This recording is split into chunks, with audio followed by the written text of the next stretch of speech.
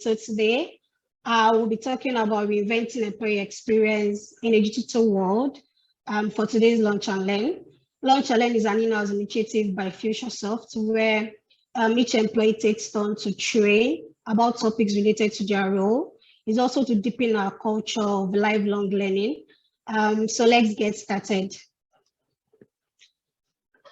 So Jacob Morgan is one of the pioneers of employee experience, and he mentioned, he has a quote to say that in a world where money is no longer the primary motivating factor for employees, focusing on employee experience is the most promising competitive advantage that organizations can create. Right. So you begin to wonder, what is experience? What is employee experience? So I mean, I mentioned that take a look at going to your favorite restaurant. The experience you want to have starts from the entry to the restaurant, to the meal, and to the exit of you leaving that restaurant. It sums up the whole experience for you. So today we'll be taking a look at what are the introduction to employee experience, what are the key pillars of employee experience, what are the stages of employee experience, how to reinvent employee experience, what are the benefits, and the steps to build a great employee experience in your organization. So what is employee experience? Employee experience is an employee perceptions about his journey, right? It talks about what is the employee experience from every touch point of the organization, from the entry to the exit, from when they join, from when you post that ad to say, okay, I'm looking for a designer, right? It's their perception about their journey. How were they reached out to after they submitted their applications? How was the interview? How was the onboarding? It sums up to all of these experiences, right? So it's actually a holistic view of collection of experiences that an employee has in the organization, the interactions, the emotions, the impressions, right? At the overview, you'll see a lot of EXEX. It's often abbreviated to EX. So that is employee experience. So what are the key pillars of employee experience? Jacob Morgan mentioned that there are 3 essential pillars of employee experience, right?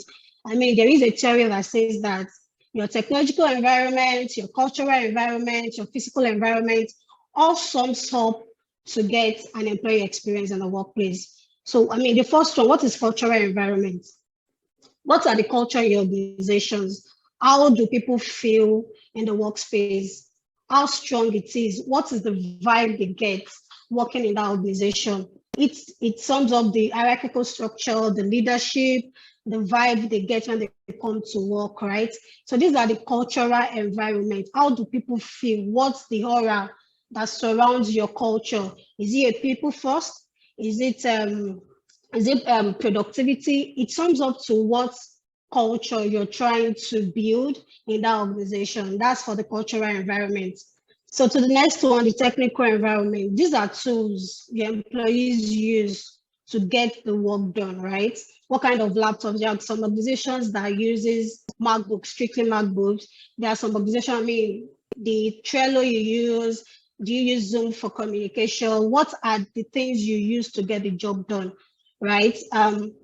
For meetings as well, what are the SOPs regarding this? What are the tools your employees need to do their best work, and are they provided in the way and the format they use it? Not that, oh, you feel that maybe a friend of yours has another company and using another technical gadget, right? And you feel, okay, I can copy this, not knowing that, okay, this thing might not work for my own company, right? It has to work for your company, for what you do. So far it works, and it gets the work done, it's fine, right? It doesn't have to be the newest MacBook. It doesn't have to be the slimmest of the MacBooks or the slimmest of HPs, or the HPs that you can turn the screens and all of that. So far it works, it is functional, and it gets the work done, it's fine. So what are the physical environments? So physical environment in this aspect is the building itself, the office space, the lighting, the design on the wall, the furnitures. I mean, the use of spaces. Is it an open environment structure? Is it a closed environment where there are hierarchical structure to offices, right? For you to see the CEO, you have to go through a lot of floors to get there, right? These are your surroundings as a whole, right? So for remote and virtual, for remote and hybrid workers, right? The physical environment now applies to the workspace where they get the work done, right? Do they have a designated table and a comfortable chair to carry out their 9 to 5? Do they have lights? Do they have generator in case there is no electricity? I mean, how is the internet in their environment and all? I mean, I remember when I wanted to join Futuresoft, and I mean, the then HR was asking me, do you have generator? What's the light? How many hours of light do you have in your environment and all of that? What kind of laptop do you use, right? It shows that, I mean, she's concerned about how I get the work done.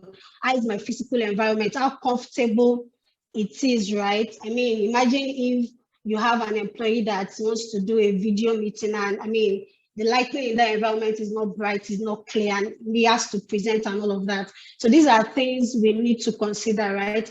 The physical environment, these are amenities that makes me comfortable, that makes your employees comfortable to carry out their tasks. So now that we know what the key pillars of employee experience is, remember I said that this trial environment sums up the physical and then the employee experience, right? How they feel the organization, what's the vibe of the culture, what kind of gadget do I use to carry my work done, the physical environment, do I get to the office where I'm sweating, or it's a cool place where, okay, there is a lounge for me to eat and all of that. So this sums up the employee experience in the workplace.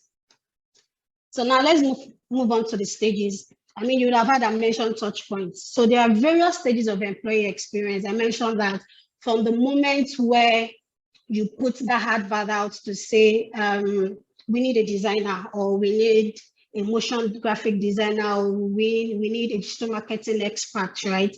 What is the experience for potential employee and even people that are there already, right? So there are various stages that constitute the employee experience. The employee acquisition. So this is the first point. How do you attract? How do you hire, right? How do you place your company to say, okay, this is the best place to work, right?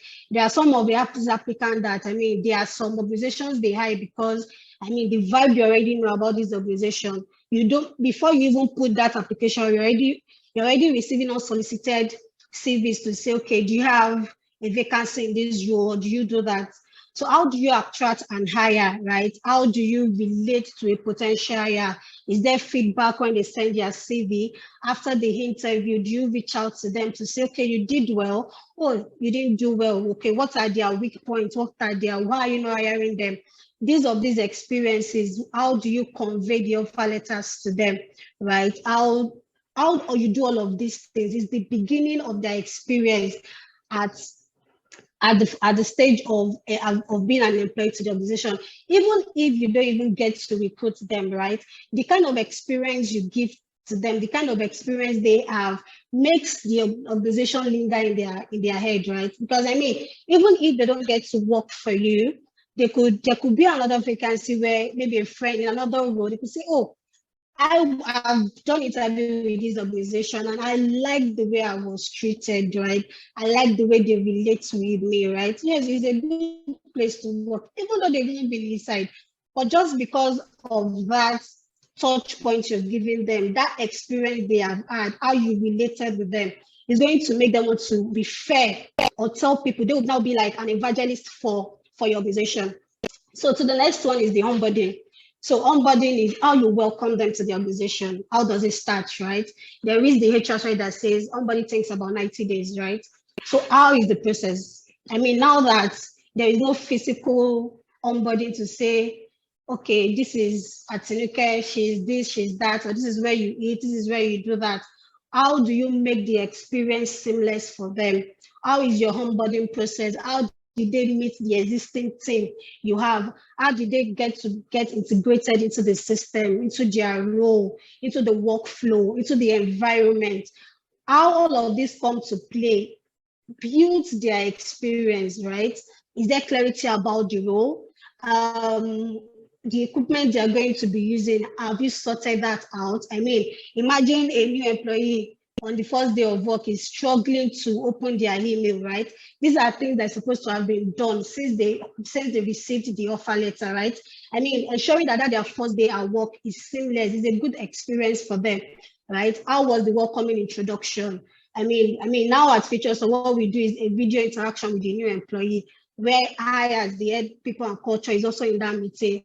And the new employee gets to know about what you do at Futuresoft, how you've been there, projects you're working on, right? You know, trying to like integrate them as fast as we can into the process, into the workflow, into projects, right? So it's kind of, let us make them feel at ease on that first day.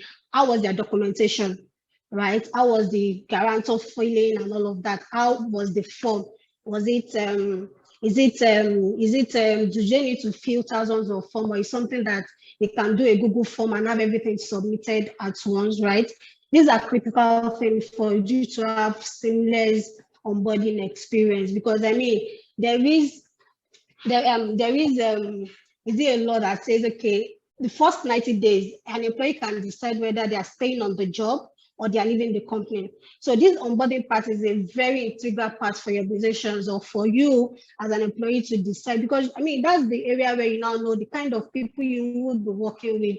I mean, we are spending most of our hours on the job, right?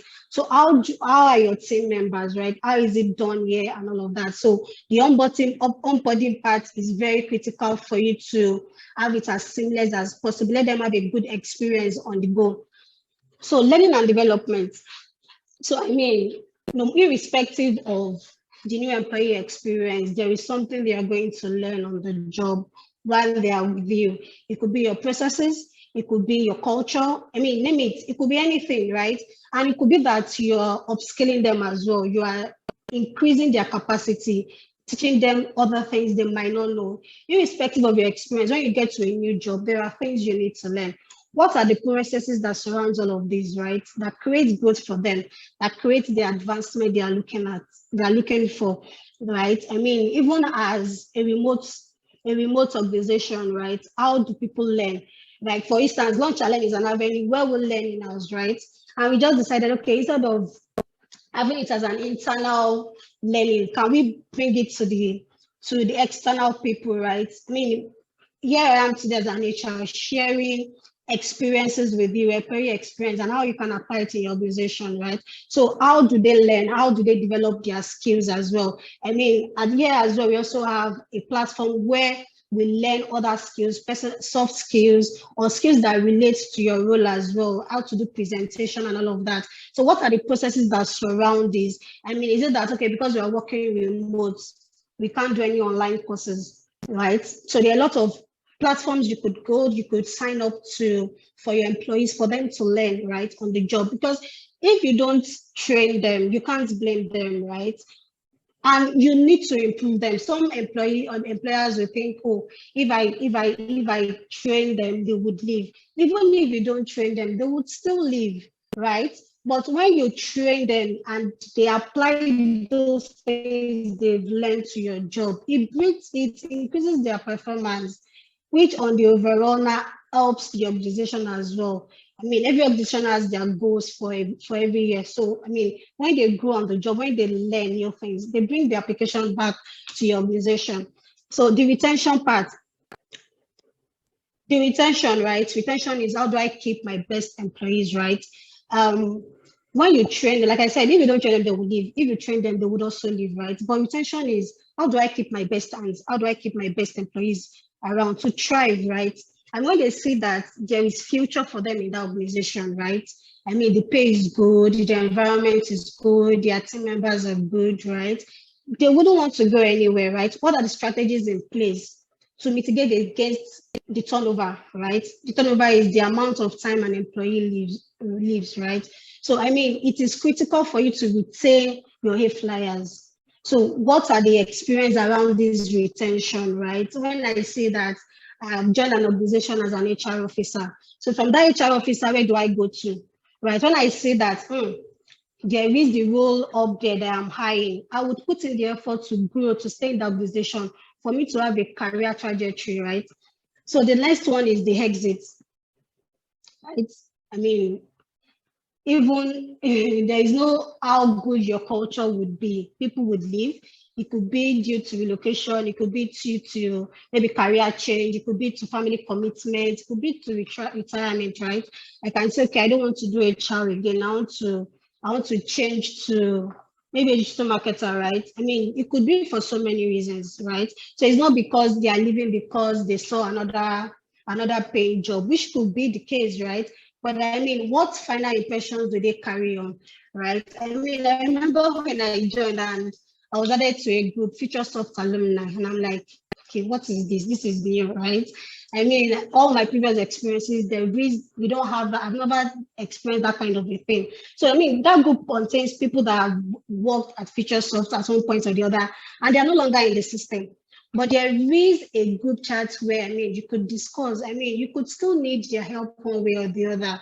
So what is the exit strategy for you? Do you leaving bad vibes to say, may we never meet again? Or is there a communication to say, okay, we are still family, we are still here. In any case, you need anything, you can always reach out, right? So what is the experience people get when they are leaving your company, right? It is fine, people will leave, right? So what's the experience they get when they are leaving? Is it something that, oh, when they need reference, they're like, I can't refer you, you were bad, you were this, you were that, right? Because the truth is, some people even lie about these things because they know the kind of place they are coming from.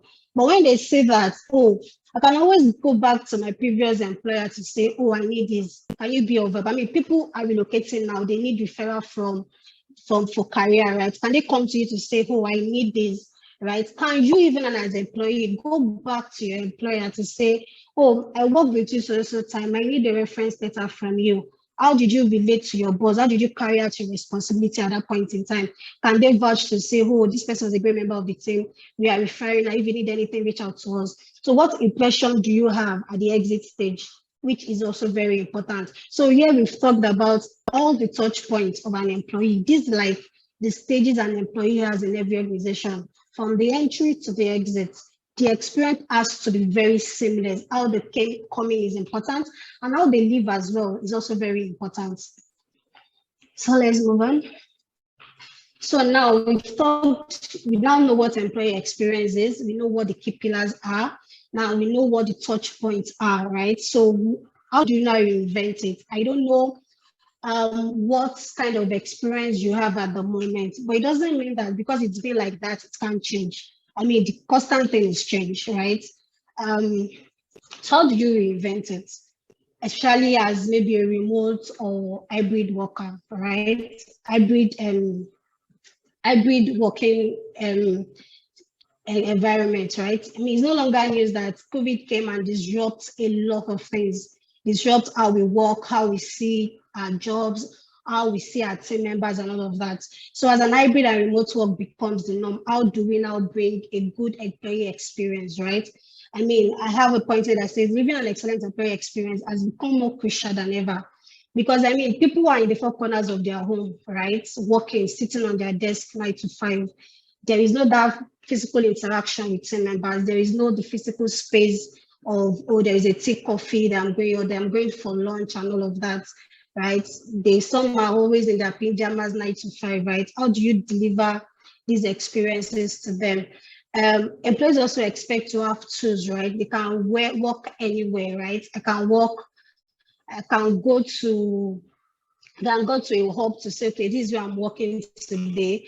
I can go to my mom's place and say, okay, this is where I want to work today. Your workspace is not now defined by the four corners of an office building, right? So how do you, in order to have an amazing experience, what are the tools you need? As well as organizations are pushed to have digital workspaces that suit the needs and retain their best employees, right? So let's move on. So the first thing to invent is communication. You need to improve communication, especially for remote teams. You can't over communicate, right? You can't over communicate because I mean, like I said, there's no face-to-face interaction with peers. You can't go to someone else and say, oh, how are you doing today? Was there traffic? How was your weekend and all of that? There is no in-person conversation, which actually makes a lot of people grow anxiety, some have depression and all of that. So even working remotely and in a hybrid working experience? How do you map out, how do you improve your communication, right? I mean, do you just work in isolation and say, okay, this is my task for today, I've done it, I'm not going to relate with anybody, nobody's seeing me on all of that? No, you improve communication, use different communication channels. I mean, a lot of organizations now use WhatsApp, right? WhatsApp groups, right? To connect and talk with their colleagues, have brainstorming sessions, right? Have stand one-on-one with your team members to say, okay, we're working on this project together, can we discuss it? I'm having an issue, right? You know, gone are the days where someone is holding a deliverable for you and you just walk up to that person and like, I did this thing by close of business today. You can't do all of that now, right? So even if you drop somebody a WhatsApp message, right, I might not see it on time, maybe because engrossed with what I'm doing on the system, right? And I don't get notification on here. You need to put a call as well to say, okay, I sent you something 30 minutes ago. Can you take a look? Right? Or I'm available, let's jump on a quick call as well. Have quick meetings where necessary, seek people's opinion. When you are in a fix, ask questions, talk to your team members as well as for organization as well. They need to like carry the employee along as well. You need to involve them in decision making, right? Anything that involves them or that involves maybe projects they are working on, let them be carried along as well. It makes them feel that sense of belongingness as well.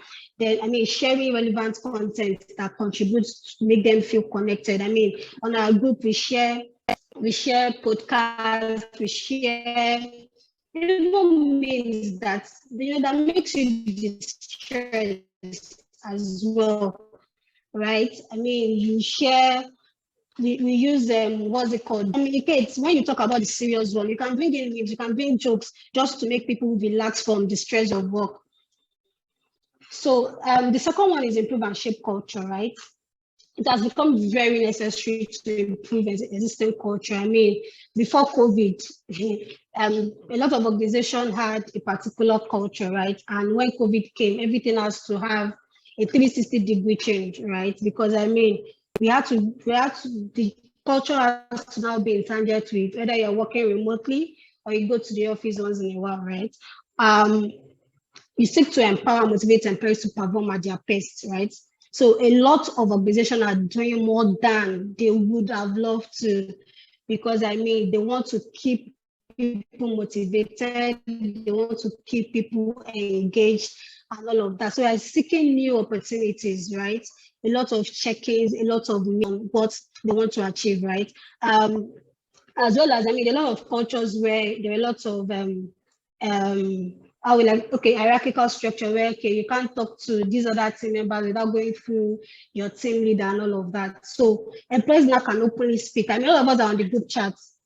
I can say, oh, Cici, Agnes, look at this, right? I mean, so it brings that togetherness and makes the culture very transparent, resilient, and have a lot of agility. So train and develop. We've earlier mentioned training, right? That's under technology. So train and develop, right? How do you train, right? I mean, before COVID, some people don't know how to use Zoom. Some people don't know how to use Teams. Some people don't know how to use Slack, right? To engage their employees. But I mean, COVID came and everyone had to learn one new thing or the other. I mean, podcasts, online seminars. I mean, something we're having today, right? On my left, you would see Go One. This is where we learn as a team, right? So this platform has a lot of learning, soft skills related to your current role. I mean, right? I mean, for designers that want to learn maybe motion graphics or get started on another role that is in line with your skill. You have all of these here, right? Our launch and learn as well is one ways where we train and develop people, right? I mean, before now, maybe some of my team members have not even done a presentation before, or they've not even had the chance to train people. But I mean, when it's your launch and learn, you get to research what topic am I going to be talking on? How do I go about my slides, right? How do I have the courage to talk to people, to face crowd? Which, I mean, we are growing their soft skills as well, the presentation skill, how to talk to large audience, right? I mean, you can't have someone as a CEO who is a thought leader in IT and not be able to talk when you work under her, right? So these are things we have in place to develop and stay engaged as well. We know that every 2 weeks, somebody is coming on Lunch and Learn to train you, right? Because even as a team, there are things I have learned on digital marketing that is from Lunch and Learn, right? So there's no how the topic or your knowledge on that thing. You will learn 1 or 2 things from there. So connect, collaborate, and co-create. It is very important. You can't work in isolation. It's no longer me. It's now we, right? You need to connect. You need to collaborate. You need to co-create. As leaders in an organization, it is very, very important for you to listen. You need to listen. You need to feel the pulse of your employees, right? You need to also create feedback mechanisms, right? It's very vital, right? It's not take and go. Now it's now take, how did they take it? How was it received? What's the feedback? And we apply it again. It's now a continuous process, right? An organization willingness to break from the tradition of dictatorship. No, it won't work. It's dictatorship won't work again, not even with the generation of employees we have now, right? You now have to see employees as collaborators. It is very essential, right? I mean, when we want to do strategy, we'll see there will be a form to say, okay, what do you think about this? What's your input, right? When I know that I was part of the team that said, okay, let's do this, I will be involved. Not that we're told that we are doing this, and this. No, that's dictating, right? But when you are involved in the process, you are involved to say, okay, this is what we want to achieve. This is how we will achieve it. So I will do my part to say, okay, I was part of it. This is what I'm expected to do, and I will do it, right? Valuing the view of your employees, right? Keeping them to deliver results for the business and the customers at large, right? Employees can be promoters or detractors, right? when they know that this thing, it is we, they would promote it. They will want to make it work. They want to see the success of that strategy or that campaign or anything, right? Because they are involved, they are part of it. And they could be detractors to say, it is them or they were the one that did this thing. I'm not going to be involved. But when they know they are part of it, they are collaborating, they are part of the creators of it, they want to see it work, right? So rather than enlisting them as engaged participants, project tends to fail, right? When they are detractors, the project will not go well. But encouraging their contributions, let them have the front seat. What do you think? What do you think? Okay, let's agree to do this. Make them part of the process. You would see that the experience, because as they are getting involved, they're also learning as well. They're also learning maybe how to do a strategy document. They're also knowing how to do implementation, how to take feedbacks, how to implement feedback and all of that. So there is a learning part as well that comes from collaborating, that comes from connecting with every member of the team as well. Okay, the next one is invest in employee wellness. There's a lot of wellness going on. We have mental wellness, and I heard over the weekend there's also financial wellness as well. So how do you invest in your employee wellness? A lot of people are experiencing burnouts because you are on your seat 9 to 5, right? There is no activity to say, oh, I want to go and see somebody in the other department, or I want to move to sit with another team member, right? There is mental fatigue, high level of stress, even despite that you're working from home, or even if you are hybrid working space, right? Maybe you go to the office once in a week or twice in a week. Everybody is experiencing one impact in one way or the other, right? COVID has made some people thrive, and some are still struggling with it, right? For extroverts, right? I'm not telling them to be in one place. There's no interaction. There is something that is going to be going on with the impact in their life, right? So it's actually an extremely challenging time for employees, and employers must try to address this, right? What are the processes in place for mental wellness, right? So mental wellness could be, okay, maybe you have a therapist part where they have therapists to talk to, or maybe you're signing up to a gym membership, or maybe they have access to, so it's not even if the company doesn't have the finance to gym membership for every individual of staff. It could be that maybe one Saturday in a month, you could have a group cardio session, a group yoga session, right? Via Zoom, right? And just, okay, let's just, the way they do yoga, don't think about anything, just breathe in and breathe out. What are these things in place? Yet some of them might include you spending more, right? And it is important because the safety of your employees is very important. How do you show empathy, right? Some feel, okay, well, I'm sick, I don't have money. You don't have HMO in place. There are HMOs now that you can pay monthly, right? And just say, okay, you want to pay, you can pay monthly to say, okay, it's 3,500 per person individually, right? Even if you can't do for the other member of the family for now, start with the person that is directly related to the company. Whatever you can afford, right? There are HMOs that suit your budget. There are therapists that employees want to sign up with, right? So it makes them feel, okay, I'm having burnout, but I mean, there is something I can do, right? If you have exercise 30 minutes before you resume work, it makes you feel relaxed. It makes you feel distressed, right? You are ready to tackle your to-dos for the day, right? So you have to invest. It's no-brainer. Now employers have to invest in employee wellness for them to be able to give good experiences to their employees.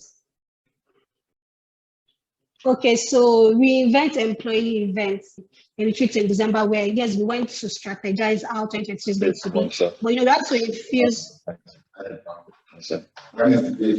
Hello, Mayokun, please mute your mic. Yes, I just thought of this. Hello, Mayokun. Okay, sorry about that. So, we had a retreat in December where, yes, we went to learn, but we had to infuse ways of having fun, right? We had a paint and sip session. My 12 painters like us designed something. The experience was really nice. You can see how one of my team members is smiling. It was fun, right? Virtual effects can be meaningful. There are paint and sip that you could do virtually, right? It might not be physical. The key is not for you to facilitate it what you want to do. You could find various ways to infuse fun, to infuse collaboration, to infuse that sameness, that bonding, that oneness, that sense of belonging as well, to infuse it. Aside painting, we also did a workout session, right? Seeing your team member in biker shorts and all of that, look for ways you can leverage technology to bring voices forward. Like I said, you could have cardio sessions virtually. You could have yoga session virtually as well, right? For every opportunity to reinvent that event you have. Your birthdays, is it because, okay, we are not coming to the office again? Birthday celebration has gone. No. You could send birthday cakes to them, right, on their birthday, which is what we do here, right? Send thoughts, like I said in the touch points, right? Irrespective of how they are living, how are they, what's their experience when they are going, right? Do you celebrate them when they are going? How do you have your Thank God It's Friday? We have Thank God It's Monday sometimes. We have Thank God It's Thursday, right? We celebrate International Women's Day. We celebrate International Men's Day, right? Some of these events could be virtual. It could be physical, right? So, for instance, for TGI, if you could say, okay, for the first quarter, we only have one physical Thank God It's Friday. Out of the office, breath of fresh air, you could go kayaking, you could go gaming. There are places you could have fun together with your team. You need to reinvent it, right? I look forward to birthdays in the office there where you have cake, you buy small chops, celebrate with everybody. But now imagine me getting a big cake on my birthday to my house to celebrate with my family, right? It will still make me happy. It will still make me, oh, this company remembered my birthday, right? So, those are ways you can reinvent your employees' event. Imagine me sending small chops and drink for it to you for TGIF, right? Even if it's virtual, item 7 should not be cut out, right? You could find ways to infuse it regardless. So, if we have employers of labor on this training, you'll be thinking, why do I have to go through all this stress, right? What's the benefit for me? So there are a lot of benefits, right? if you have happy employees, they're happy, they will stay productive, they are engaged, right? They will work towards actualizing the goals you set for the business, right? Strengthening the employee experience has a lot of benefits, right? You can attribute to job satisfaction, it makes you have higher profit, better marketplace, the customer experience. Oh, it also affects the customer experience, yes, because I mean, when I'm happy on my job, my environment is light, right? I'm not sweating, I'm not cranky, right? And if customer calls me, right?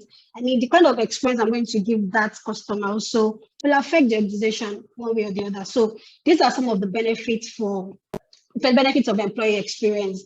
More engaged and productive employees, right? If your employees are disengaged, it can cost the company a lot of things, right? There are repercussions. Low productivity, which relates to lower profits, right?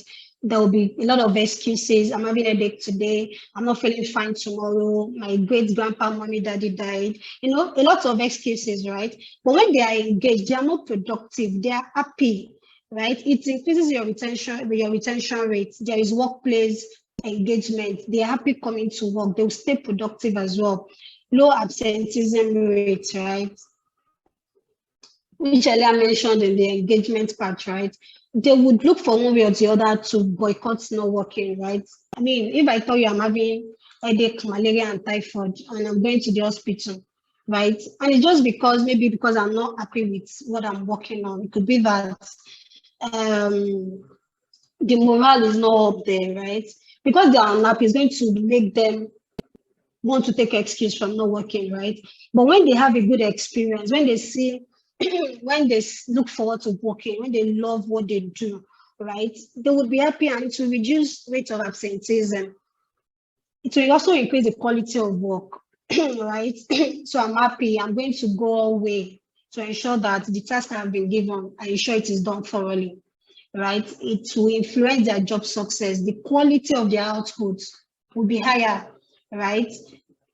Because I mean, happiness expert and others think that the more happy you are, the more the quality of the output you are going to be bringing out, right? The next one is improved customer relations. Yes, an happy employee will relate to your customer well, right? Will be happy to address any customer complaint or talk to a customer about your business, right? They see it as it is we, not I here, right? They'll see it as, okay, I love what I do. I have good experience, right? There's a direct result of EX to CX, which is customer experience. Experience are more likely to convey better mood and emotions when interacting to your customers, right? They now become evangelists, like I mentioned earlier, to say, okay, oh, this is what we do. Yeah, oh, you're having an issue. How can I help you? Oh, I can't attend to this. I can't help. Can I refer you to one of my team members that can help in all of this? It shows in how they talk to your customers. It shows how they relate with them. It shows to how they help the customer get what they want to get from the company. Then yes, another benefit is higher employee retention rates. They wouldn't want to leave, right? They wouldn't want to leave. You would be surprised that a lot of employees that are still on their job, not because the company is paying well, but because the culture or because the experience they have, they don't want to trade it, right?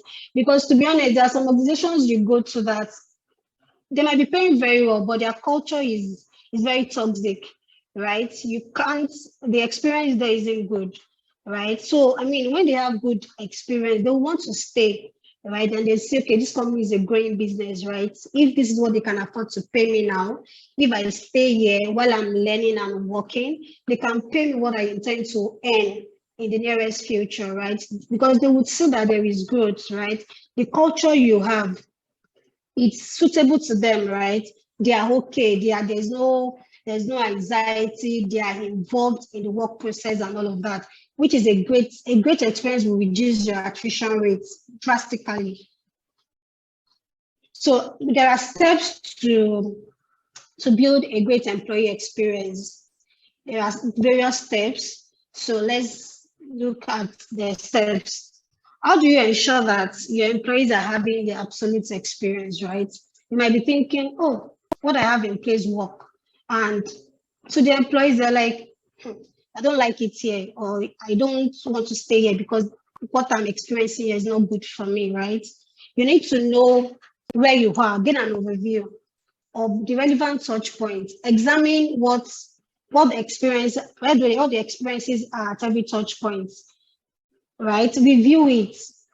How do we hire? How do we onboard? How do we train? How do we retain? How do they exit, right? See what is missing. What are we doing now that could be better? How does it impact my employees? How does it impact people that are coming in? How does it even impact me as a business, right? So you need to like put it under the microscope and see the relevant touch points. Look at the areas, what is lacking here, right? After you've done that, you need to define the goals for each phase. What do I want to achieve? How do I want the experience to be at the hiring stage? How do I want the experience to be at the onboarding stage? How do I want the experience to be at training stage, right? You need to define each goals, right? It's not simply the whole experience as a whole, because I mean, for every touch point, the experiences now sums up to the whole experience, right? So for every phase, you need to define what you want to achieve for each of the phases. So another thing is the next step is to hit the targets, right?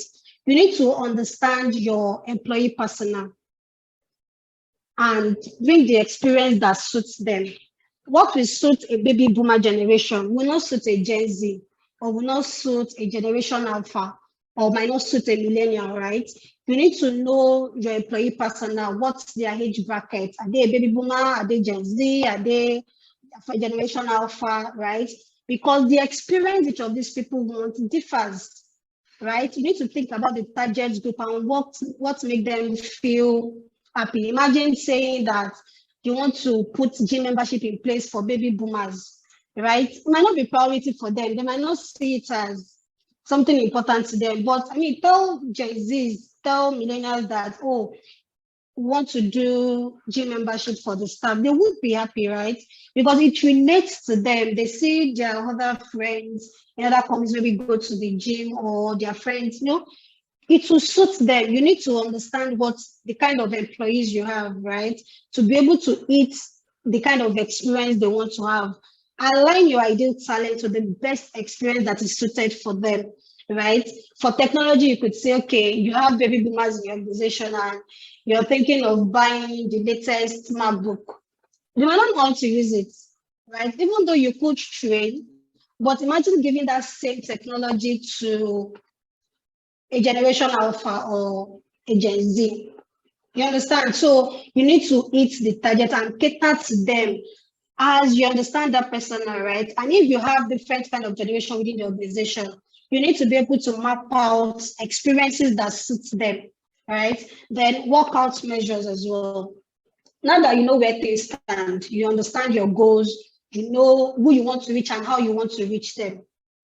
So now, how are you going to get it done, right?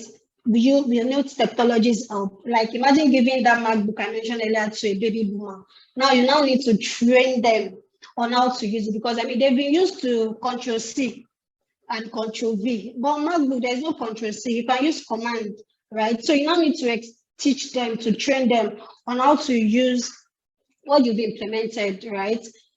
Put together a list of things you could do, evaluate them and decide. And it has to be very sustainable. It has to be sustainable, not that, I mentioned HMO can be paid monthly, not that we'll start month 1, month 2, month 3, an employee is sick, they go to the hospital and they're telling them that, no, you can't provide care because the organization has not paid. No.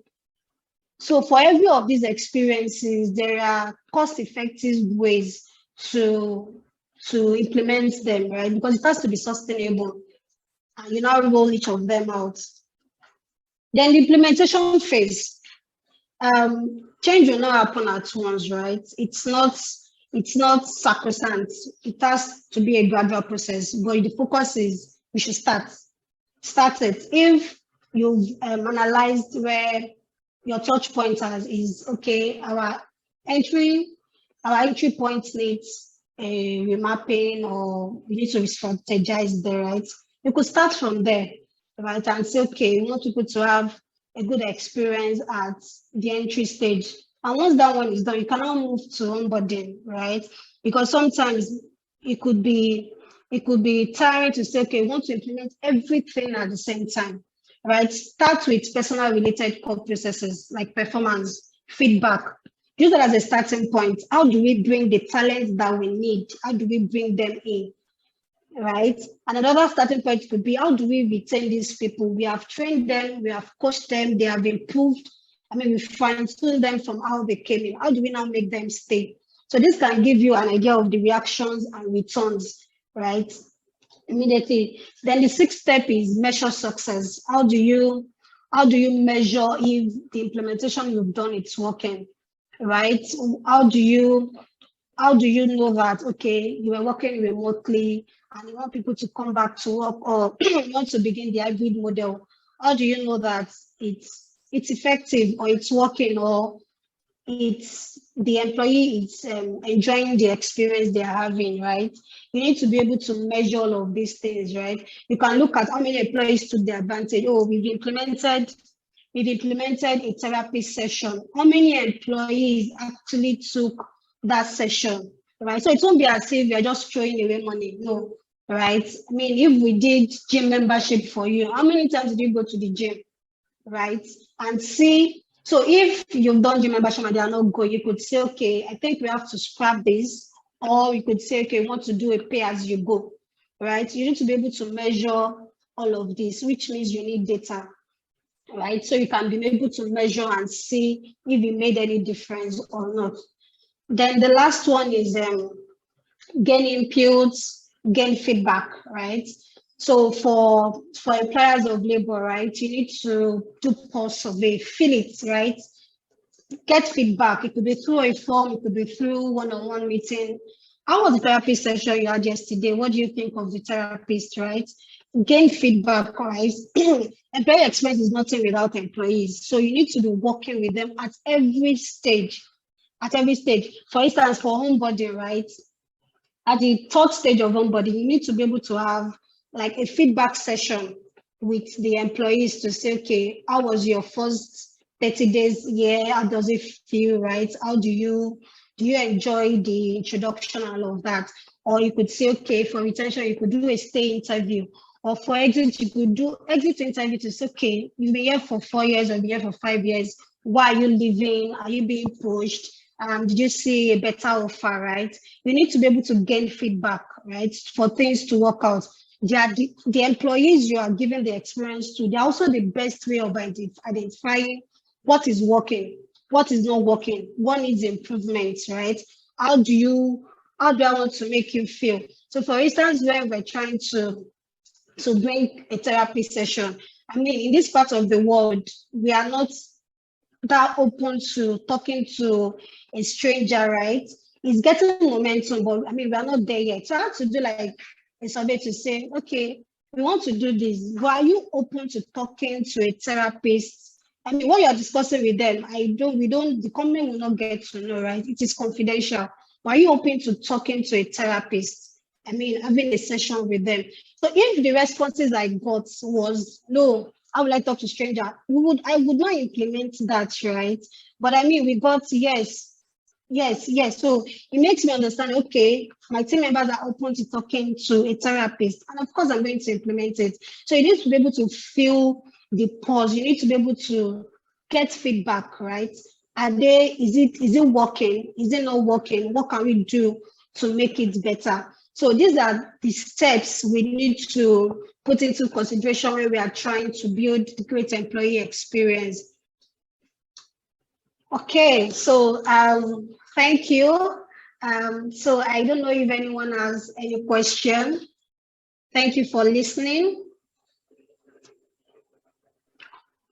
Thank you, Atinuke, for sharing. Thank you. This is an amazing session. So I have a question. Okay. In a situation where the employee is just the owner of the company, no HR yet, or probably is a small business, not a big business, or not a thought leader, and the person is also busy doing the activities of running the business and all of that, how can the person manage this entire process? Okay, so the CEO is also the employee here, right? I mean, we've heard when they say employees should also be on payroll, right? I mean, think yourself as, imagine an employer, like the owner of the business, not taking into consideration the experience of the business, right? You are burnt out, you are fatigued, you are stressed, right? Even the strategy you have in place, you won't be able to achieve it, to actualize it. So, I mean, you could have HMO plan for yourself, right? So that you don't have to think that, oh, I am sick, I now have to go and register in one hospital or anything. Irrespective of the size, irrespective of you being the owner of the business, you need to, because I mean, it's what you're doing for yourself. You want to give to the person, because the business will go, and of course you will hire people, right? But if you are not used to making sure that there is an experience on the job, right? You can't give what you don't have, right? So you need to start. It might be, of course, going to be at a very lower level, right? Because might not be needing any, you're not doing, the touch points are not relevant to you, right? Because you are the owner of the business. But you need to infuse a bit of these experiences for you. The gadgets you are using, is it working for you? Is it okay? The environment where you're working as well, is it okay for you, right? It's not that there is a lot of noise going on that can't even make you think right? So you need to infuse all of these experiences as well, but at the minimal level for a start. So it's part of you. So when you now start to hire, you can now infuse it to your team. Did I answer your question, Agnes? Yes, it does. Thanks a lot. Thank you. Thank you. Does anyone have any other question? Or any contribution? Hello. Hello. Hi, my name is Fola. Hi. Thank you so much, Atinuke, for taking us through this journey. I do have a question. Okay, please go ahead. So, we are all aware of remote working and the challenges that comes with remote working, especially having to manage staff and their availability, right? And say in lines with their deliverables. So my question is like, how do you really track this? So how do you track deliverables and availability of staff? Because some staffs, you are thinking that they are working virtually, but in true sense, they're not working virtually, and they are probably giving excuses of this, of that, Like, how do you track it? And then how do you make sure that these staffs that are working virtually are doing what they're expected to do? Okay, thank you for your question, Fola. So, I mean, for your team members or for team members, you know that there are tasks assigned, right? There are things that needs to be done, right? For us here at Futuresoft, what we do is we clock in every morning and also send our to-dos. So today, what am I doing today, right? And at the end of the day as well, you also send the end of day tasks to say, okay, I did this, I did this, I did this, I did this, right? That's the way you can track. So for some organization, they use Trello, right? So you have list of deliverables for you on Trello. And I mean, once you're done, there is a checklist, right? Because I mean, for every member, there are things assigned for you to do. There are things that needs to be done, right? There are KPIs. What are my key performance indicators? What do I intend to achieve? So these are ways you can track people that are really working and people that are not really working. You need to be able to understand, okay, this is what this person is doing. They must send to you. There are some organizations whereby they do it weekly. So on Monday, you tell me, okay, this week, this is what I want to do, right? And as the HR manager or as the CEO, you are aware of those tasks as well. So at the end of the day or at the end of the week, they come to you to say, okay, I achieved this, I achieved this, I achieved this, and I achieved this, right? If I gave you on Monday, I have 10 things to do for the week, and on Friday, there was nothing that was ticked or there was nothing that was done, you already know that this person is not doing anything, right? So it's not for you to not have meeting with the person and say, okay, is there a problem? Why didn't you do this? Because sometimes maybe that week, maybe the person was sick or something. So you need to you shouldn't assume have a meeting with the person and say, is there a problem? Why didn't you do anything this week? Then you can now work together to understand why the person did not do anything. And if it's in the aspect of, I just don't want to do anything, you already know what to do, right? So I hope I answered your question, Fala. Yes, thank you so much. Thank you. My name is Jerry, and based on the former question, I don't know, due to the nature of my job, as she has rightly said, I think deliverable is what is more important. So I don't know how the job is, but for me, I can wake up like 2 a.m. and, bring up my system and start working. I can work for hours, I can work for 5 hours, 4 hours, depending on the task I'm going to submit for the week. So my employer does not have to tell me it's 8 a.m., you start work or you clock in. I don't know. But my deliverables has been declared earlier before then, and I know that probably by Friday or by the weekend, I have to deliver what I have been assigned to do. So I so much believe when someone is working remotely, you really cannot control the activities, but I think the deliverable is what the person has to present as a proof of working. As well, you can come to the office and not doing anything. I think I've had that discussion with my boss before. I can come to the office from morning till you see me in the office seated on my system and not doing anything. So to me as well, as she said, I think you don't have control over their time, but you are more concerned about their deliveries. Thank you. Thank you so much, Jerry. Right now, I think Atinuke is having a bit of internet issue, but thanks. Okay, Shiliola Ogunbowale, you're raising up your hand. You can go ahead, please. Yeah. Thank you very much, Agnes, for the presentation. My question is, do you have a policy that supports virtual office? The other speaker was actually saying that we don't really need to monitor employees that are working remotely, because if they're able to deliver their deliverables, there's no need to monitor them. This sounds so good, while at the same time, we know that employee can go haywire. If you give them one mind, they can go extra length, you understand? So, but when we have a policy in place to checkmate them, to monitor them, you understand, it will help. For instance, if you sign up with an employer that you'll be working 8 a.m. to 5 p.m., and because of COVID, and they're asking us to work remotely or to work, you understand, with some considerations. Now you now want to emphasize on the employer being considerate and saying you can't monitor me if I'm in the office physically, I may not be able to do anything. But I know that employee can be strict and can be whatever.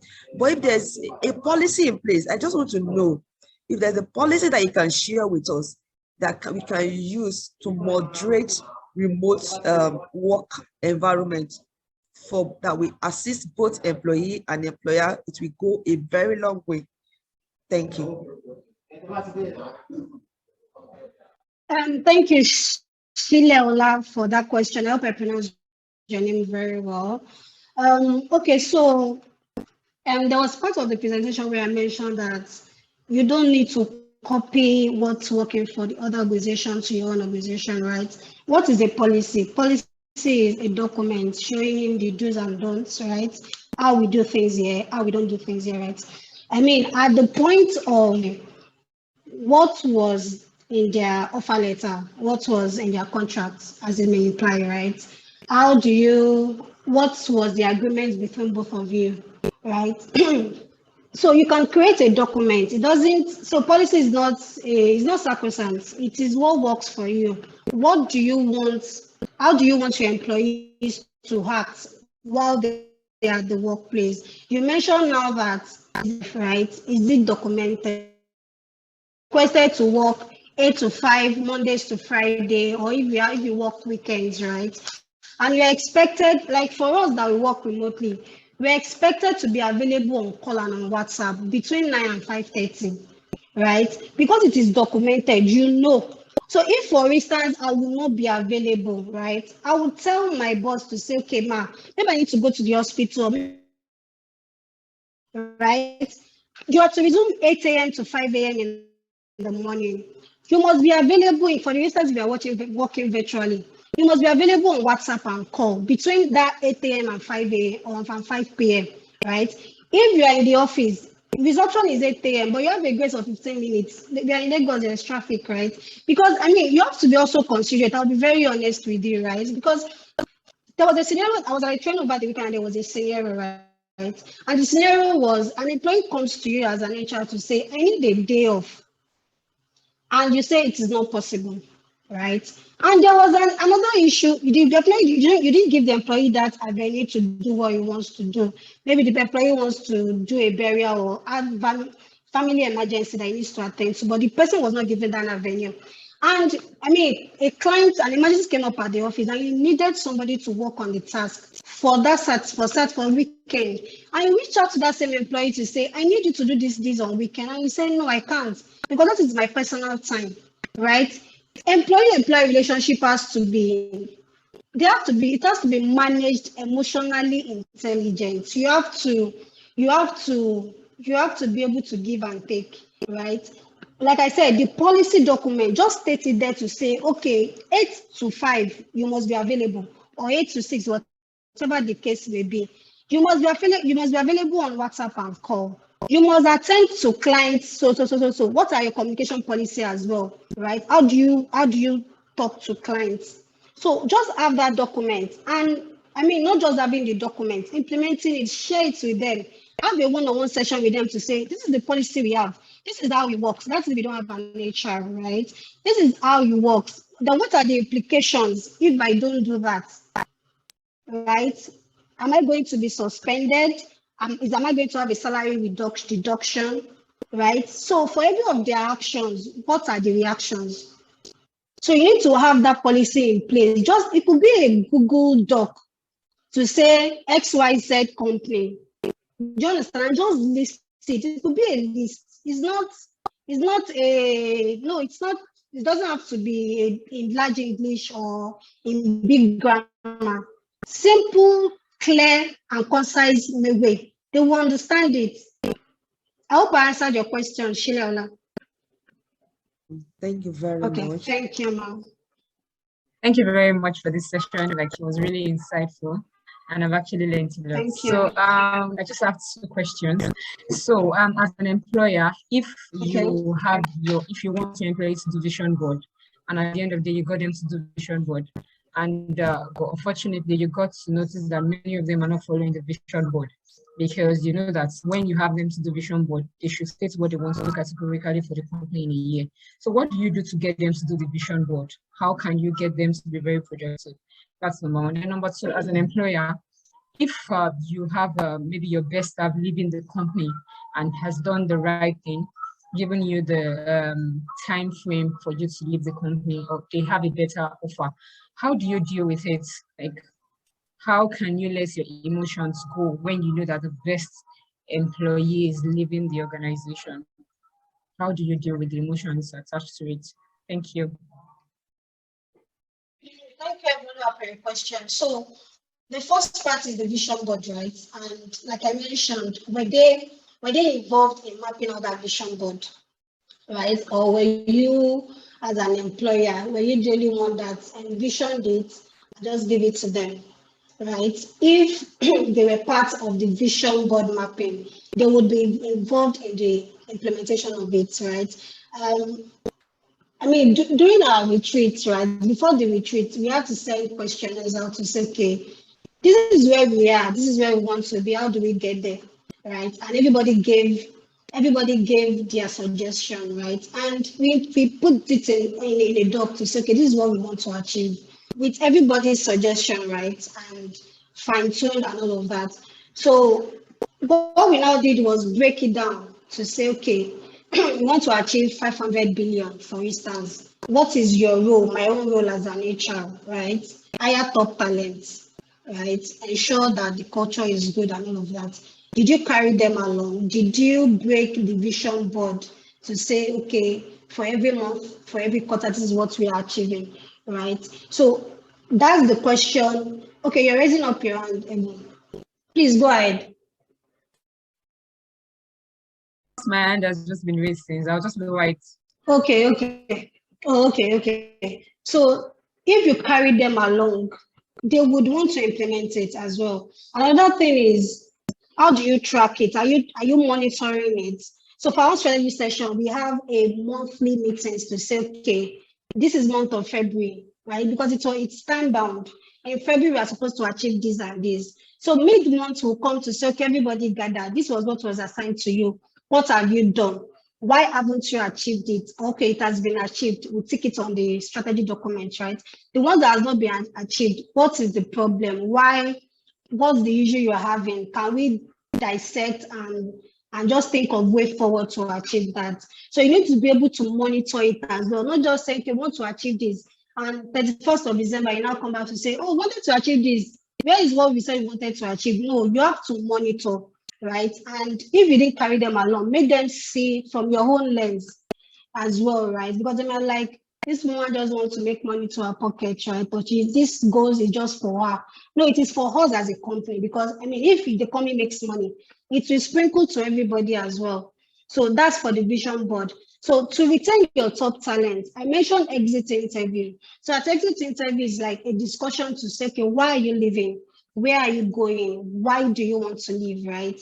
What did we do wrong, right? If the person is your flyer, right? If, for instance, if the person is going to another company that they are paying higher, and you see that if this person should leave, it could impact your business, right? You could have a discussion to say, okay, they want to pay this also amount where you're going. We can't afford that. This is what we can afford, right? And I mean, like I said, exit is, you can't do without exit. People would leave, right? You need to be able to dissect your emotions from the real life scenarios, right? Once the person just wants to leave, I mean, you've tried your best to say, okay, this person, I want to retain you. I can't match what they want to pay you, right? But I can afford to meet middle ground. Or you could say, okay, maybe throw a promotion to the person to say, okay, we can't pay you this, but we could promote you, or we could give you shares or something to just motivate the person to still stay back, right? And to be honest, if the person is not being pushed, or the person is not going for a higher salary, once an employee mostly decide that they want to leave, like once they decide, right, it is very difficult for you to penetrate into them to say stay, right? And sometimes when you do that as well, you now give them the edge to say, I'm an important person in this organization, and hold the employer to ransom. So you need to be able to remove your emotions from all of this to say, okay, you are leaving. And when you see that you can't convince the person to stay, just wish them the best of luck. Or you can now tell them to say, okay, do you have friends that you can refer to us, or can you help us hire before you leave? So I hope I answered your question. Yes, you did. Thank you very much. You did. Thank you. Taiwo. Okay. Hello, Taiwo, you can unmute yourself. Okay, so hello, can you hear me?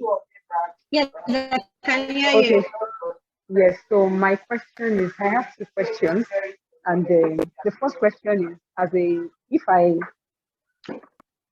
if I like someone in the organization, and the rule of the company says that I can't marry the person, so like I can marry someone else in my organization, how am I able to? Do you think it's best that I get to resign from the organization before I propose to a person, or we can go on with our law? Then maybe when it looks like it's visible, then one of us can now resign. That's number one. Number two is, how do I deal with a difficult boss? A very difficult boss that tries to throw every idea off board or something, or maybe it's very, very difficult. How do I do it? Okay, so the first one is relationship, right? So, I mean, what are the policies? What is in black and white to say you can do this, you can do this? Most organizations will not allow employees, two employees, and they're dating themselves, allow them get married and continue to work in the organization. No, there will be conflict of interest. Imagine if the husband is the HR and the wife is in sales or marketing, right? Even if the wife is not doing well, to sack her will be a problem, or to the performance management will be biased, right? So the norm is okay. Whoever wants to resign, they will have to come. Two of them should come together and say, okay, maybe I'm earning more, I can leave, or okay, the work is flexible for you to care for the children, you can stay and you leave. That has been the norm. You can't date yourself as employees and remain in the organization, no, right? Even some organizations do not hire families, right? My brother cannot work in an organization where I'm working because of conflict of interest. So I hope I answered the first question. And the second one is handling a difficult boss, right? I think that one you need to be very emotionally intelligent, like I said, right? Be sure that, I mean, so there are some jobs you do that you are using it to build your career, you are using it to improve on your skill, right?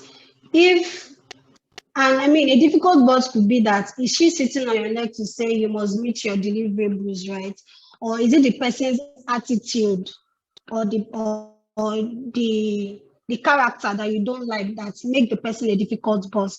If she's difficult because you need to achieve the responsibilities you are assigned to, right? And if you know you don't want that issue, just do what you are required to do, right? No matter how difficult any boss is, once you do what you're expected to do, there won't be any need for her to be difficult or him to be difficult to you, right? Because even with that, the boss will not be calm to say, okay, this person is achieving what I want he or she to achieve. So why would it be difficult? But if it's a character thing or an attitude thing, right, then you need to be able to while you are still in that organization, be able to manage the boss, right? You need to be able to manage that person. Because for instance, if the person is your team lead, and you know that you have a lot to learn from that person, you need to push your emotions aside to say, okay, I want to learn from this person, right? And sometimes when you see that the environment is now becoming very toxic for you, it's affecting your mental wellness, then you can resign if you can't cope anymore. But there are steps, like I said, if it's based on your job responsibilities, do your job. But if it's a character thing and you see that you've tried to manage it and it's not working, then you can then leave. So I hope I answered your question, Tayo. So I wanted to contribute to Eben's question, right? And it was about if you are losing your best talent in the team. So basically, I think that it is becoming paramount. I think that it is becoming paramount for organizations to have succession plans. Like, don't have one person handling major things in your organization, and there's nobody learning alongside, so that when key people in key positions resign, you can have alternative within your organizations. And also, it is important for organizations to start having structural operating particulars. So on a day-to-day basis, this person is a sales attendant. How does this person carry out its activity in my organization? What are the things that this person does? Oh, he makes five calls in a day to customers, follow up with customers. We need to start documenting all of these things so that it is transition of new members in the organization. So succession plan, a lot of organizations don't pay attention to that. And we need to start building some sort of career ladders. If you have an intern, for instance, what is this person learning? How does this intern, say in the next 2 years, 3 years, take up higher role in this organization? So yeah, that's basically my contribution. Thank you for that contribution. Yes, that's very, very, very, very important. Yes, succession plan is very important. It's very important. I mean, who takes over your key flyers when they leave, right? It might not even be when they leave. What if they are sick and they can't come to work, right? It could be, or they are going on maternity leave, right? What happens? To that role now suffer because of that absence, right? So we need to have succession planning in place as well. That would be the end of the question. I've exceeded my time by 19 minutes. Thank you all for joining. I hope you learned one thing or the other. Like we said earlier, Launch and Learn is a bi-weekly session we have at Futuresoft. You can look us on YouTube to look at the previous sessions and as well as this replay of today. You can also follow us on social media platforms to see the subsequent Launch and Learn. Another one is going to be happening in 2 weeks, and it will be nice to have you as well. I promise you're going to learn 1 or 2 things that will be take home for you. Thank you all for joining once again. My name is Atinuke Ogunbowale. Have a great week ahead.